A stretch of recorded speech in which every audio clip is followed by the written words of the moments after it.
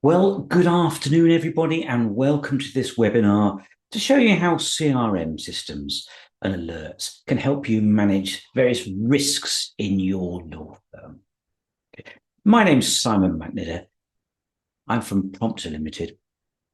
I've spent over 30 years in CRM in professional services, most of it in law firms, won 2 awards and written a book about CRM and the GDPR. Okay, so these slides and this video is recorded and I'll circulate it after the event. Thank you. Let's get going.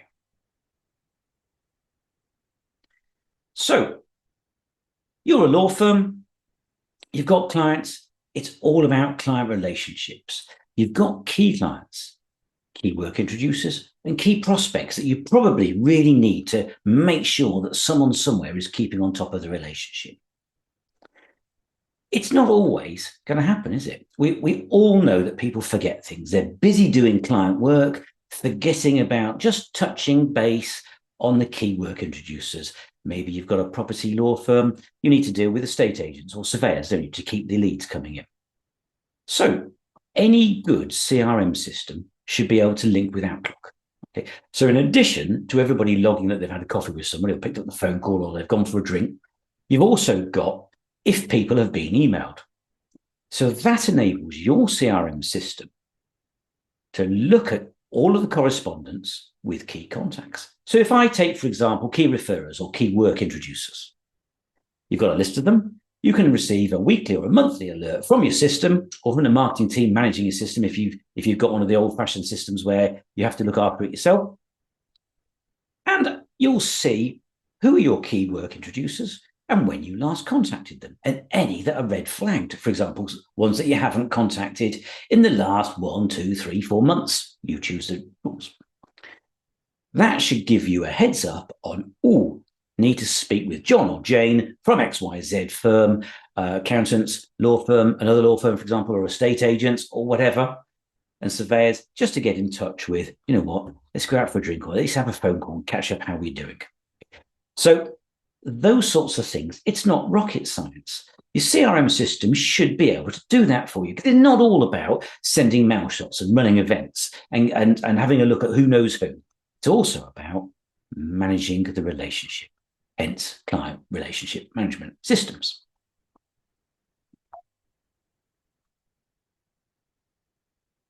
So imagine what you miss if you actually don't know who knows who. So good CRM systems can show you what's going on with contacts, who knows them and how well they know them, and just gives you a general understanding of your relationships. A good system will do that automatically. So the good ones link with Outlook. And if your lawyer emails a contact, that's enough for the system to say that lawyer knows that contact. That lawyer adds the record in the system, of course they know them. If the lawyer does anything to the people, updates their record, or adds that they've done BD with them, for example, had a coffee, had a phone call, met them at a networking event, of course that lawyer knows them. Why would you make a lawyer click a button to click, I know that person? So get them to do it naturally. The system just does it automatically and then shows you what's happening with your contacts. So imagine you're a lawyer. On a Monday morning, you receive an alert from your email, from the system in your inbox to say, these are the people that other things have happened to them that you know. So, for example, it might show you 3 things. It might show you what of your colleagues have also done BD with the contacts that you know. Which of your contacts have booked onto webinars, seminars, and other events that your firm's organising. And which of your contacts are clicking on links in your newsletters, your alerts, and things like that. And it all gives you an overview of what's going on. And that's important when you go and speak to your contacts, or your introducers, or your key prospects, or you just want to have a meeting with them, for example. So as an example, if you're a lawyer and you receive a pre-meeting briefing email or a once-a-week update on contacts, if you're about to meet somebody on a Thursday, on a Wednesday, you get an alert from your system that says you're about to meet John or Jane or whoever it might be. This is who else in your firm knows them. This is how well they know them based on all the interactions that they're having with them in the last, let's just say, 6 months. And these are the activities, the marketing things that this person's done. They've clicked on mailings, they've booked onto an event or whatever. It allows your lawyers to go fully briefed to the meetings with your contacts. And that really does impress them. That does show that your firm knows that the left hand knows what the right hand's doing. You've got a one firm joined up approach. Whatever words you like to use as the marketing person for your firm, this is what they do. As an example, a partner from one of my clients was going to visit his client. He was chairman of a client, in fact, so a key person. And in one of his alerts, he noticed that a colleague in a different team and a different office knew the same person, but had actually been on a charity bike ride with that very same person. Imagine what a better impression that gives when that partner visited his client and said, "Oh, how did your bike ride go with XYZ, my colleague?" That enables them to impress them. Imagine what that chairman of the client thinks if he was going to be visited by their partner. They ain't got a clue what was going on. That's a big risk. And these systems can reverse that. You just have to use them or buy the right one that tells you those sorts of things. The old adage, and this is from years ago, that this was the sales spiel from the CRM systems 20, 25 years ago. All the examples of one team walking out of a client or a prospect doing a bid and bumping into another team in the same firm going in. They were competing against each other. It's an old story, and I don't know how many times it's happened, but I'm sure everybody knows about it. Now, that's an extreme situation. But if you aren't using your CRM system to log central things in your BD repertoire, for example, bids, how could you possibly know if the employment team were doing something to a company and the property team were also doing something with them or current client? Yeah, you can't find that out without some sort of central system. And that's what CRM systems allow you to do. They reduce your risk by allowing information and knowledge to be transferred between teams.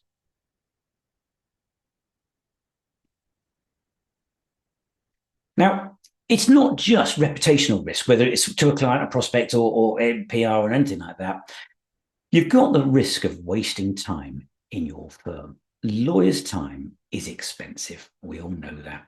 They're busy doing fee-earning work. Why on earth would you be asking them to update mailing lists and add all their contacts onto a list? It's late November, very late November 2023. It's Christmas card season, isn't it? Emails. Why are we asking lawyers to add their contact onto the Christmas card? Yep. Good systems should be able to say quite naturally and automatically, these are the contacts that this partner or lawyer knows. These are the ones that we've had good communications with over the year. Let's just add them into one central pot and then just double check and make sure nobody that shouldn't get the email is removed. Or in a sledgehammer approach, everybody on the database gets an email, whether it's for the Festival of Lights or it's Happy Christmas or anything else like that at all. Okay. Now, it's about wasted effort. A system should be just removing all that effort from lawyers. Now imagine, well, the GDPR, it says that if contacts unsubscribe from mailings and emails, you have to make sure you don't send anything to them again. If you've got Excel lists all over the place, you've got a potential risk there of falling foul of the GDPR, as well as annoying a client or a prospect or a work introducer. So imagine you've got 3 lists. Doesn't matter what they're in. Could be Excel, could be MailChimp, could be your CRM system. Just a contact in 3 different lists. If they unsubscribe, they've unsubscribed from one list. If you have it all in one list, and you just flag your contacts to say, right, this contact gets the employment list, the firm's newsletter, and the property update, for example, and they unsubscribe. They don't get anything else again. You have insured yourself against any kind of falling foul with any unsubscribes or do not email me or I remove my consent or whatever your firm likes to call it. Okay. So that's one list. So if you use MailChimp, for example, because if all you want to do is send newsletters, you don't want to manage relationships. Not everyone does. It depends how big you are and how complex your business is. If you've just got MailChimp, it's an easy email tool. One list, different contacts, they unsubscribe, they don't get anything else again. You've completely insured yourself against that sort of risk. The GDPR says that if you're going to keep data, you've got to keep it secure. Having your contacts in an Excel list on your laptop or on one of those little memory sticks isn't very safe at all, is it? In a central CRM system, it's protected by your firewalls. Your firm's firewall, for example, because you can't get onto your computer without various double authentication and things like that. You've got single sign-on, so once they're in the systems, they're secure. And you've also got the security of the suppliers. Any of the CRM suppliers, it's always going to be protected. It's not protected if your contacts are in an Excel list, and not many people are going to password protect that list, are they? So if anything gets out, you've left all of your contact details out and open for abuse. Now, the GDPR also says that if you store data, you have to keep it correct.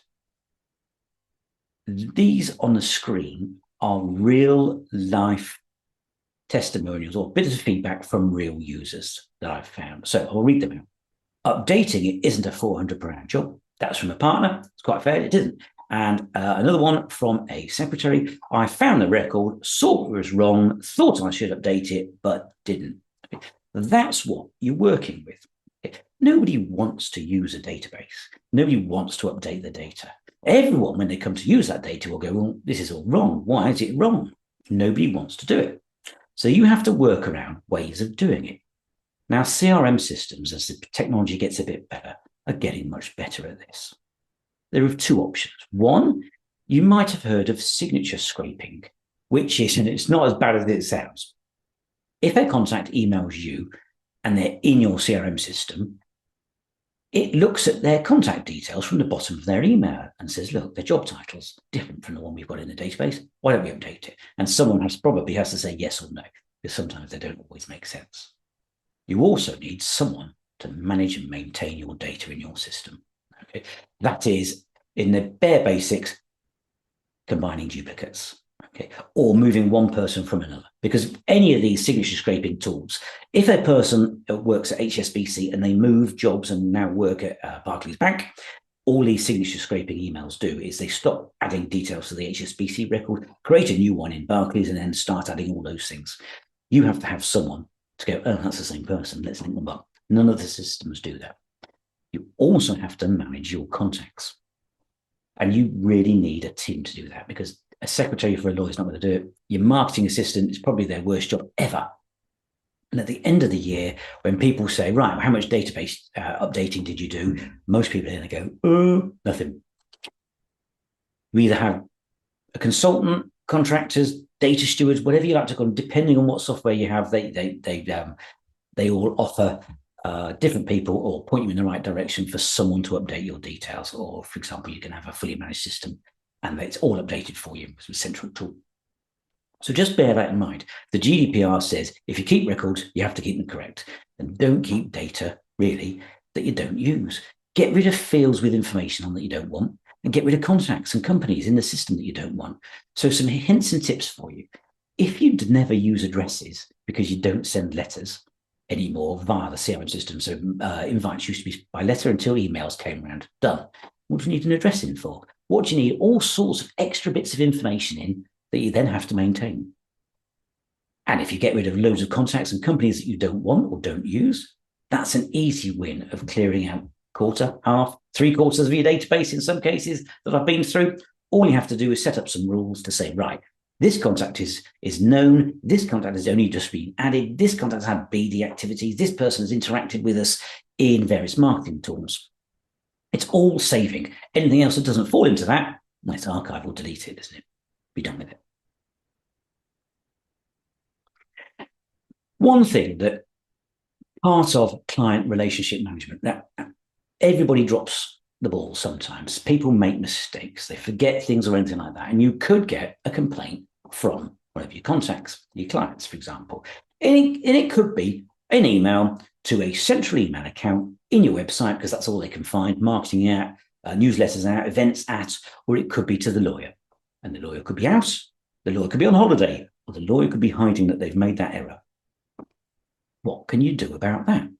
Well, you can create alerts. So with Promptr, not to be selling this all, because this is a webinar about updates rather than selling anything, set up an alert to say, I want to know, or the head of compliance or the senior partner or the head of marketing, I want to know if we as a firm receive any email inbound that has any keywords that relate to complaint, for example. So unhappy, not happy, unsatisfactory, poor service, those sorts of things. You could use bribes or you could money laundering. It's your choice what you track. Choose a load of keywords and receive an email alert when those sorts of things happen. Now imagine how easy it is then for your PI insurance or your risk or your compliance team to go, yeah, not only are we doing this and we're training our staff, we've also got this alert, and that triggers an email to anybody or in our team who we want if the firm receives a complaint type email. Okay. And that's one step further than most systems. Okay, that really is client relationship management. That's on the ball. The moment a query comes in or a complaint comes in, someone senior can pick it up if someone has missed it. Because if you're away for lunch or if you're on holiday, stuff in your inbox goes down very, very quickly. There's always tons of stuff coming in. So it could be missed, never mind whether it's missed on purpose or by accident. And that was the last slide. This is just a bit about me. I'm not going to go over it. You're going to receive the video of this session. So I hope that was useful. If there are any questions, please get in touch with me afterwards. I'll send you an email just to say that this is the link to the recording of this session. And I hope you found it a useful half an hour of your lunch break. Thank you very much.